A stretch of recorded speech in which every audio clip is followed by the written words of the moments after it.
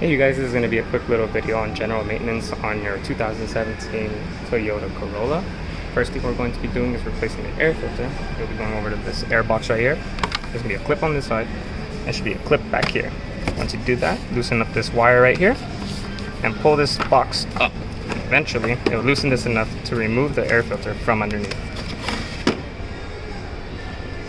Now, when you're replacing it, you want to make sure that you put it on the same exact way. There's going to be one side that's a little different, so I'm going to look for that side on this new one, which is right here, and it's positioned on this side, so I'm going to turn it over this way and reinstall it. So I know I skipped the video, but essentially what it's going to be is you're going to put the filter in the way essentially it came out, then push this towards you to make sure it goes into these little pocket areas, and then you're going to be able to clip it, and then put this wire back in where it belongs. You're going to see that there's like two little grabbers there, and that's that. Next is going to be the cabin filter. Now for the cabin filter, you're going to want to get it on your passenger side, and you're going to open up this glove box right here, and you're going to be able to move in this side and this side in order to pull this glove box down.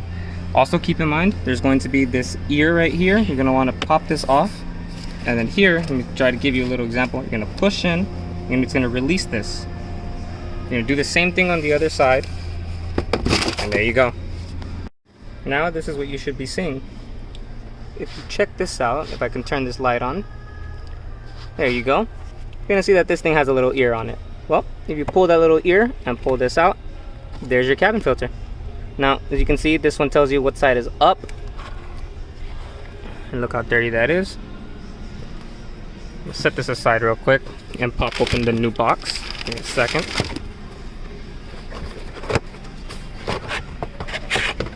So there you go. Here's the brand new one, and here's the old one.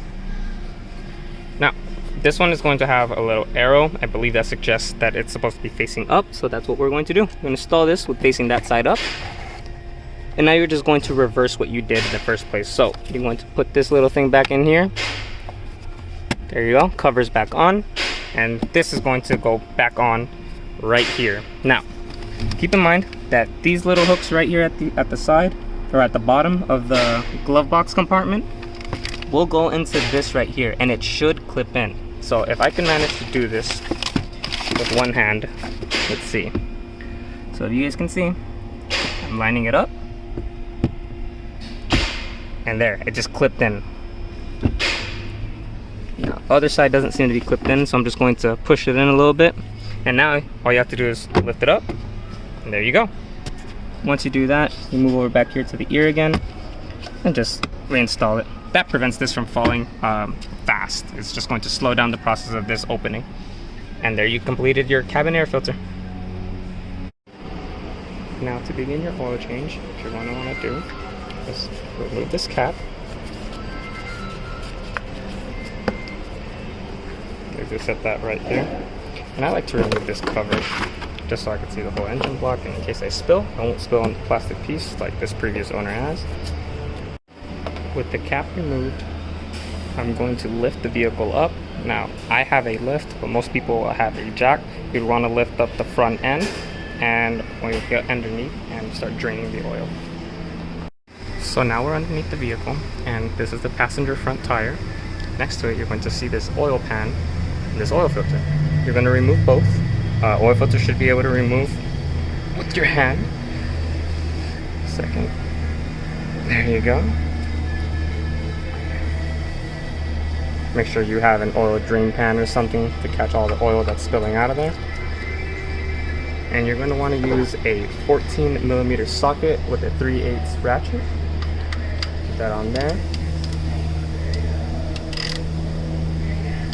Just knock this loose. There you go.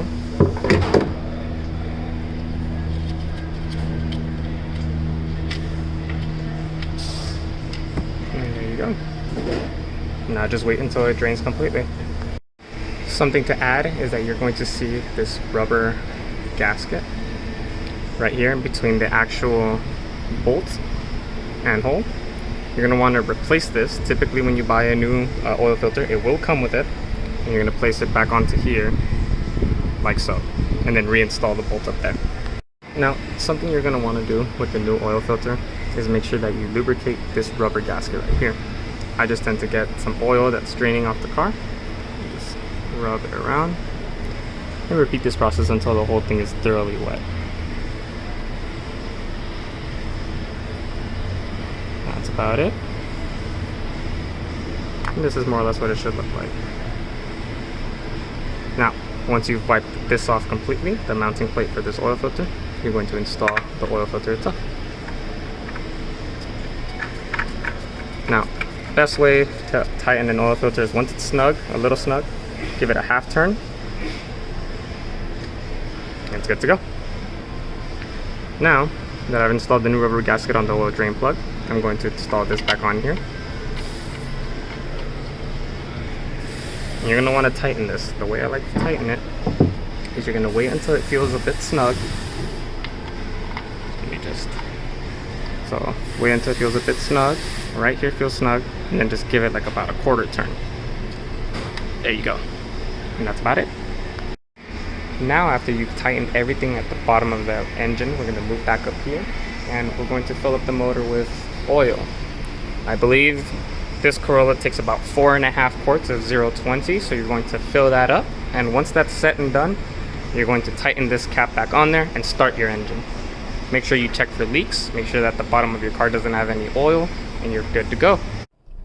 From here on out, you're going to want to reset your oil light, and the way you're going to do this is by navigating through the control menu on your dashboard. You'll do this by pressing the controls on the actual steering wheel itself. You're going to move over to the settings menu and go all the way down to where it says scheduled maintenance or something like that. Once you hit OK, you're going to reset the data, and there you go. It's been reset. Thank you for watching.